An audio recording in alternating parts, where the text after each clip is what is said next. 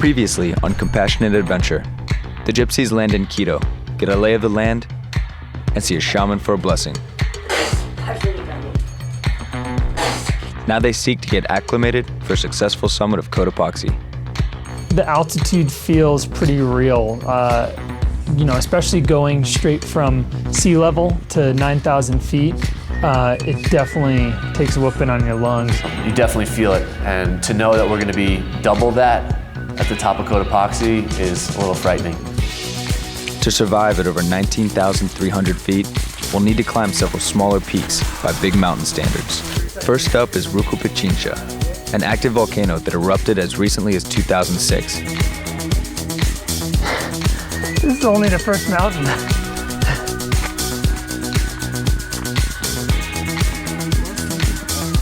Be careful, we still got 2 more mountains to go after this. All right, yeah, slap it, make it official. Yeah. Highest I've ever been. Except at Coachella last year. Yeah. Tomorrow we'll still have one more hike.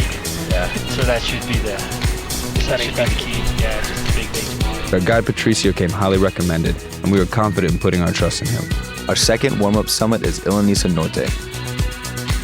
Apparently our guy Patricio had an emergency and is in the hospital. We have some other guy who doesn't speak any English. He's not sure we're gonna be able to make it because we're about 2 hours late taking off just because of all the confusion. As long as we can get up, to at least a little bit higher than we were yesterday, I think that'll be good, just so we can acclimatize and be ready for Cotopaxi.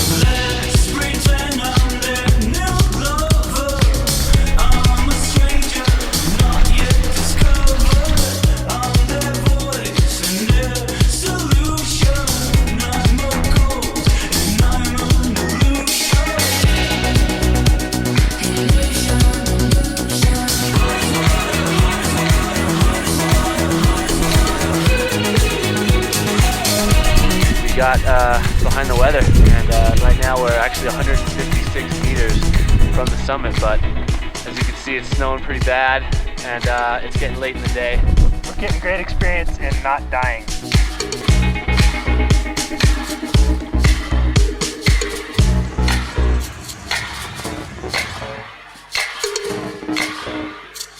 I'm ready to pass out.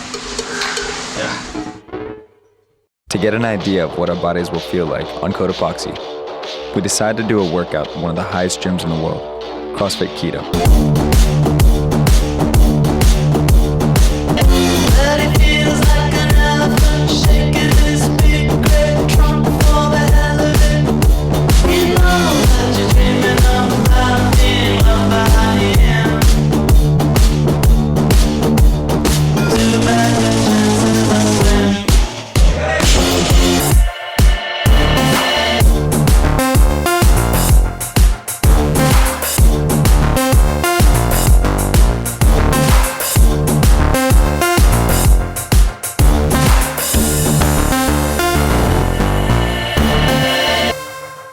This WOD murdered us. I don't know what's to come, but hopefully it's not gonna be like that on Cotopaxi. We prepared physically, and with local blessing, we're ready to attempt our climb on Cotopaxi. But with weather coming in, we may not even get the chance. Currently, a bad storm is rolling through the mountains, causing rain, hail, and snow. He thinks it's better to wait and let the snow get packed down, But if the snow gets packed down, it's supposed to snow another 15 inches by Wednesday. That's over a foot more that needs to be packed down. The forecast looks uncertain as we face our toughest decision yet. Do we attempt a dangerous mission to the summit, or wait it out and possibly miss our chance? We decide to wait out the storm at base camp for 2 extra days, but actually, it's not so bad.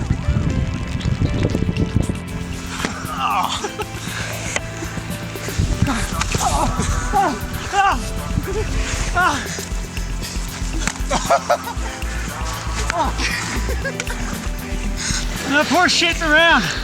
As a team, we're gonna attempt it and we're gonna do our best to make the summit, and I'm pretty confident that we will. I've seen, our ability level when we work together, and it's definitely gonna put us out of our comfort zone, and it may push us to the limit, and hopefully we'll be able to overcome that.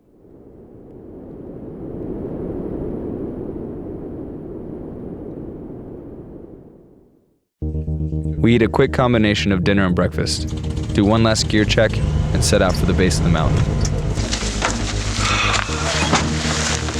Feeling good. We're on 0 sleep. 14,000 feet starting out. It's about 8 hours and over 4,500 vertical feet to the summit, one step at a time.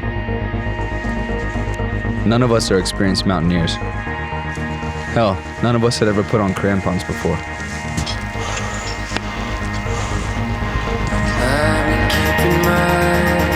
Keeping myself from you, hoping you just come to. It's one of the coolest things I've ever seen. Holes in the bridge, downwind, some drifting fire. This is like not on this planet. This one, it seems fine.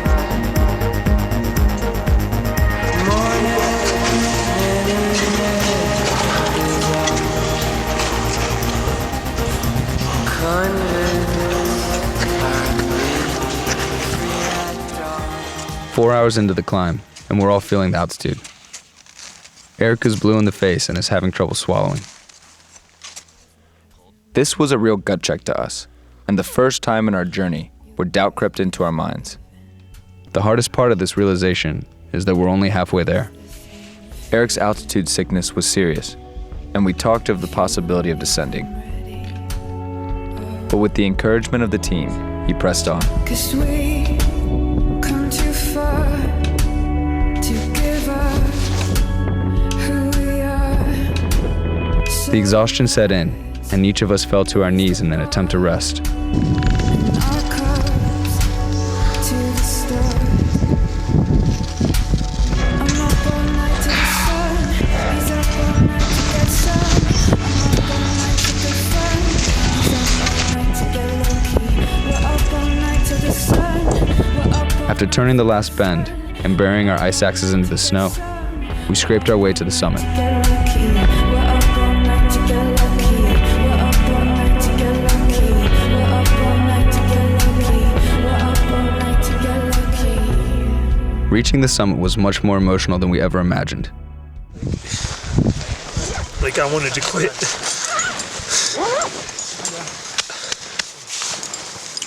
I wanted to quit so bad.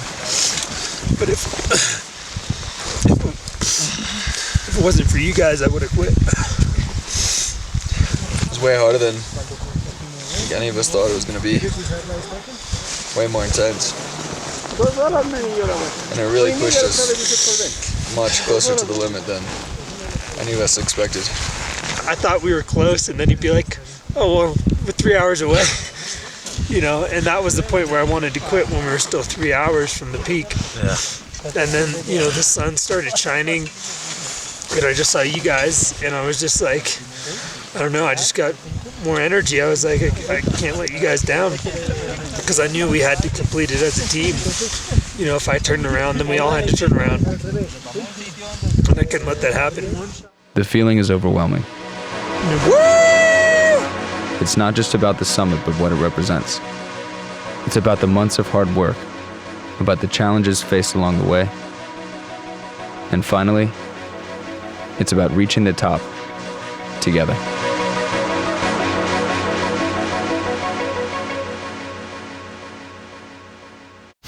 Next time on Compassionate Adventure, we meet up with our nonprofit partners Free the Children and set out for the remote village of Guluwaiko to begin a different type of journey.